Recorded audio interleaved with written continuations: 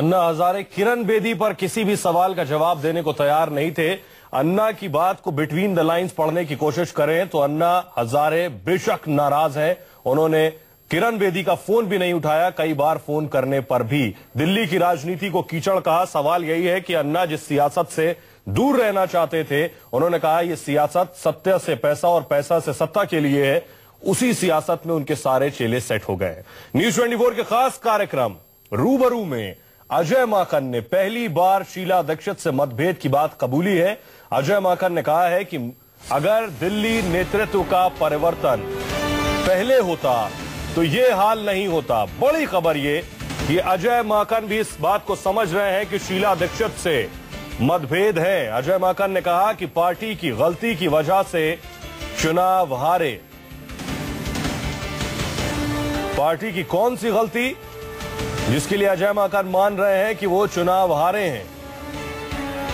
उनका कहना है कि बेशक शीला दीक्षित के साथ मतभेद रहे हैं। न्यूज 24 के खास कार्यक्रम में अजय माकन ने इस बात को कबूल किया है। अजय माकन को कैंपेन कमेटी का अध्यक्ष बनाया है कांग्रेस ने। उन्हीं के नेतृत्व में कांग्रेस पार्टी ये चुनाव लड़ रही है और इसका पिछला चुनाव शीला दीक्षित के नेतृत्व में लड़ी, जिसमें करारी हार मिली। महज 8 सीटें मिली कांग्रेस पार्टी को, जो पिछले 15 साल से दिल्ली में सरकार चला रही थी। शीला दीक्षित खुद अपना चुनाव हार गई। अब पार्टी अजय माकन के नेतृत्व में दिल्ली का चुनाव लड़ रही है। अजय माकन चुनाव समिति के अध्यक्ष हैं। जब जापान का प्रधानमंत्री आ रहा है तो उनको हटाने के लिए क्या मिलिट्री और तोप यहां से निकाल करके लाते और तब उनको हटाया जाता? या अब ओबामा यहां पे देश में आ रहे हैं और दिल्ली का मुख्यमंत्री ये कहता कि ओबामा हमारे देश के लिए ठीक नहीं है, उसका बॉयकॉट करना चाहिए, तो उसका हवाई जहाज दिल्ली के ऊपर उतरने के लिए पुलिस अगर वहां पे आकर के रोक देती तो कौन इसका जवाब नहीं होता? दिल्ली पुलिस को जब कहते हैं पुलिस अधीन होनी चाहिए, वो इस चीज को नहीं समझते। पुलिस के 3 अंग होते हैं, एक सिक्योरिटी है, एक ट्रैफिक है, एक ऑर्डिनरी लॉ एंड ऑर्डर है। मैं अब आपके एक प्रश्न पे आ रहा हूं। इसके अंदर सिक्योरिटी जो है वो अपने आप में एक पूरी तरीके से एक टेक्निकली दूसरा सब्जेक्ट है, जिसके अंदर इंटरनेशनल रैमिफिकेशंस होते हैं। यानी कि दिल्ली को पूर्ण राज्य का दर्जा देना ये एक राजनीतिक झुंझुना है जो बजाया जाता है। एक मिनट सुन लीजिए, 1 मिनट, मैं उसी पे आ रहा हूं कि जो सिक्योरिटी जो है वो इंटरनेशनल रैमिफिकेशंस होती हैं, आईबी की, रॉ की, दूसरी और कंट्रीज की रिपोर्ट मिलती है, वो राज्य सरकार नहीं, नेशनल कैपिटल में केंद्र सरकार के पास होनी चाहिए। ट्रैफिक और सिक्योरिटी दोनों की दोनों इसी कार्यक्रम में होनी चाहिए। ये सारी बातें बोली है अजय माकन ने। उन्होंने कहा है कि शीला दीक्षित के साथ मतभेद थे। हमारे साथ हमारे सहयोगी सुकेश रंजन जुड़ रहे हैं। सुकेश, क्या बातों का जिक्र किया? मतभेद, किस तरह के मतभेद? अपना सवाल दोहराएंगे, मैं सुन नहीं पाया आपको। सुकेश, अजय माकन ने किन बातों को कहा? मतभेद की बात कही, डिफरेंसेस थे शीला दीक्षित को लेकर। उन्होंने ये बात स्वीकारी है कि शीला दीक्षित से उनके डिफरेंसेस थे, उनके मतभेद थे, अब नहीं है।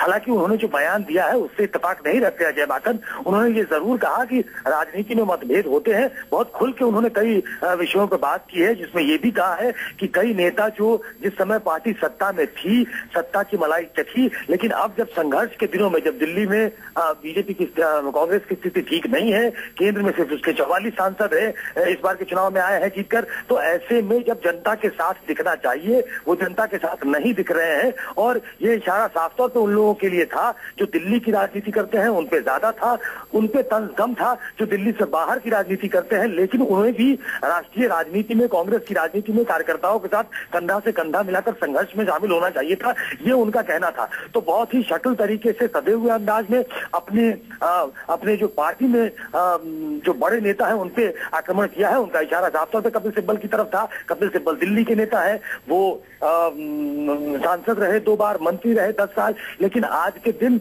वो बाकी अपने कामों में लगे हैं, वो वकालत कर रहे हैं। यहाँ तक कि वो टीएमसी के सहयोगी जो उनके पहले हुआ करते थे, उनका केस लड़ रहे हैं। वो आरोपी हैं घोटाले में, उनका केस लड़ रहे हैं। वेस्ट बंगाल की जो कांग्रेस है वो ये नहीं चाहती है। तो कुल मिलाकर उनका ये कहना है कि जो लोग सत्ता की मलाई चख रहे थे कांग्रेस के साथ, कांग्रेस जब बाहर में थी, उनको जब सड़क पे होना चाहिए था, संघर्ष करना चाहिए था, कार्यकर्ताओं के साथ लड़ना चाहिए, वो पीछे छोड़कर चले जाते हैं। कांग्रेस के साथ ये दिक्कत है। हमारे खास कार्यक्रम न्यूज 24 रूबरू में इन बातों का जिक्र किया है, जिसको अलग से हम जनता को दिखाएंगे भी, लेकिन कई उन्होंने ऐसी बातों का जिक्र किया जो शायद उल्लेखनीय होगा, जनता इसको देखना चाहेगी।